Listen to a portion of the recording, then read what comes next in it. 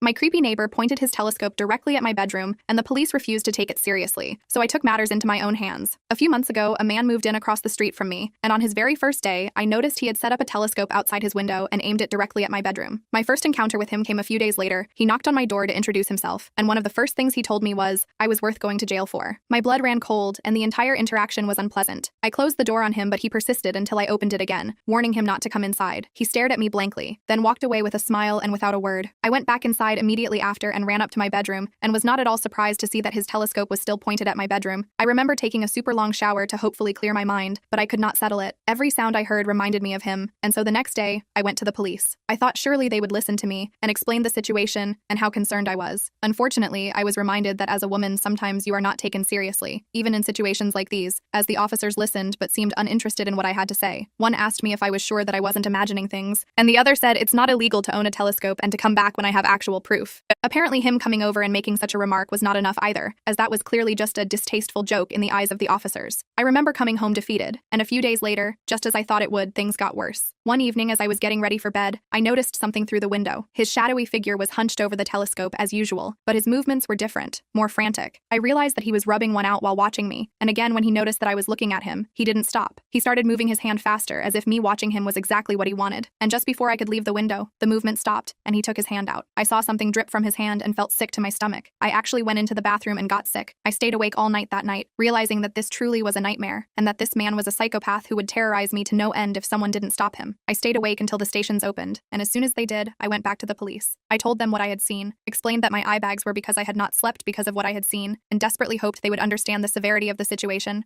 I said that I was scared that he'd eventually find his way into my home somehow. I even told them about my ex and how he was a stalker. I went into detail about how after our relationship he kept visiting me at my job, kept running into me, leaving notes for me at my door. I said this all in an attempt to get them to understand. However, once again, I was reminded what it's like to be a woman. They told me that if I was so worried about him, then I needed to move or get better curtains. Another officer said that they needed concrete evidence, and my word just wasn't enough. It was clear that I wouldn't get any help from them unless it was too late. I knew I had to do something myself if I wanted this stranger to leave me alone. Weeks passed, and the stranger from the window tried to get closer and closer to me. I knew the second the gifts started appearing on my doorstep that this had gone too far. They were small things at first. Flowers, chocolates, a book I had once mentioned in a conversation at the local cafe when I was grabbing coffee with my best friend. Then, he started coming over and presenting these gifts to me in person. He would ask to hang out often, but I always told him I was busy. Things were getting extremely out of hand, and one evening he excitedly knocked on my door, holding a small box. He handed me the box to open. He seemed proud of himself. I found them together. They were in love, so I had to keep them together, forever. In the box were 2 frogs that he unalived himself and kept in a shoebox decorated in white. He called them Chris and Curtis. My stomach churned, and I forced a smile. I felt my insides boiling, however, and the taste of sick started creeping up on me. I have to go, I said, closing the door before running to the bathroom to get sick. He was a psychopath, a monster. Throughout this whole time, the telescope stayed there too, and I caught him looking at it on way more than one occasion. When he showed up at my door one evening with a stuffed animal and a creepy smile yet again, I knew I had to take matters into my own hands. If the justice system wasn't going to help me, I would have to help myself. It took a lot of courage for me to do this, but the best thing I ever thought of was to play along. I had deducted that if I was going to be friends with him, he wouldn't hurt me. He was way too infatuated with me to ever do that, even if I was just friends with him. And so that's what I did. I kept him at a distance but pretended to befriend him. I invited him over for coffee. I knew that my brother would be in town that weekend and had his number on speed dial. When he walked in, he tried to hug me, but I shook his hand and led him to the kitchen counter. We talked while we drank coffee. He told me that I had the most beautiful bedroom and that I looked even better so close up. We only sat in the living room when he came over, so I knew then that he was referring to the times he'd watch me through the telescope. I felt a shiver run down my spine and forced a polite, "Thank you." It was getting late, and I told my brother to call me at exactly 6 p.m. to have an excuse to kick the stalker guy out of my house. It was 10 minutes before 6 when I realized I didn't know his name. He told me it was Joseph, and before I could give him a fake name, he said, "I enjoyed my time here with you, Mia," and tried again to hug me. I shook his hand once again and sent him off. Hearing him say my name was sickening. I felt violated. This nightmare was becoming a lot to handle, and after that encounter with him, I kept thinking if this was really such a good idea. However, I was still determined to stand for myself, and so I kept going along with it. The next week, he invited me to his apartment to watch a movie. He asked if I had watched Silence of the Lambs before, and I told him no, and we agreed to watch it. The movie choice felt odd as a first pick, but I went with it. I noticed multiple times throughout the movie he would look at me, hoping that I'd look back, but I recognized that look. It was the dead fish stare that men give you before they tried to kiss you. I never returned the glance. Each time he invited me over, we'd watch a movie and order food, but over time I noticed something. He never let me into his room. He always kept that door firmly shut. I knew there had to be something in there that he didn't want me to see, because one night after, we watched a movie. I told him that I was going to use the restroom before I went back to my apartment, and as I got up to head to his bedroom, he grabbed my arm tightly and twisted it. I jumped. I turned around,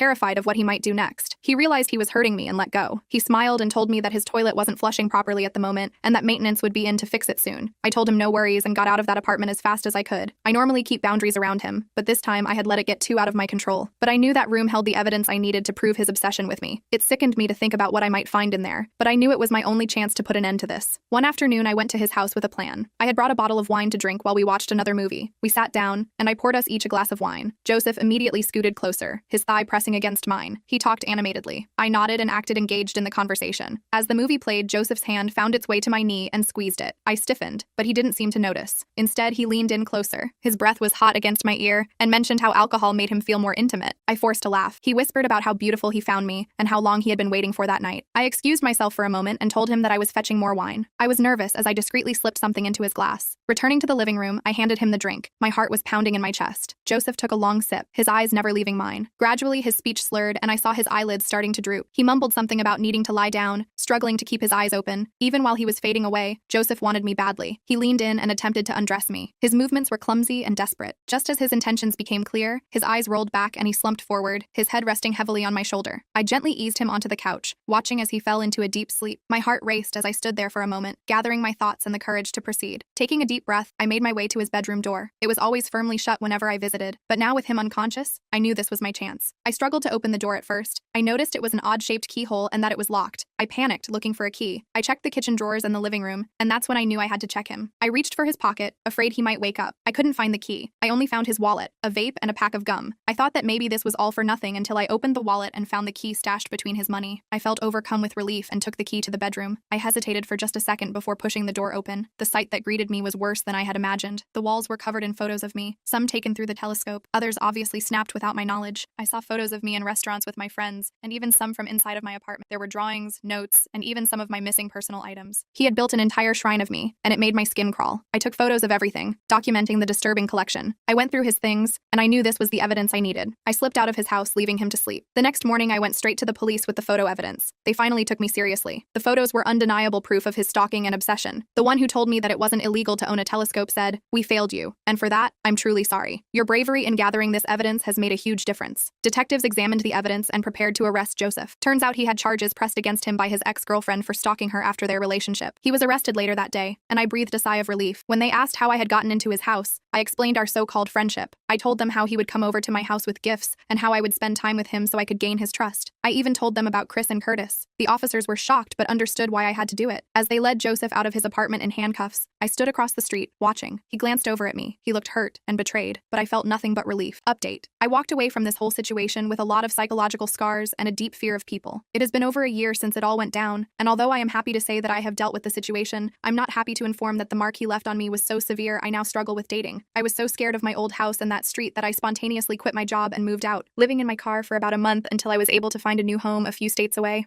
I also found a job in a field that I like, so that's something I guess. But in general, life is pretty bleak right now. There are still nights where I dream of him, and every time someone rings my doorbell, I still have the fear of it being him. However, I do know that is not the case, as he was sentenced to 7 years in a state prison, followed by a mandatory psychological treatment.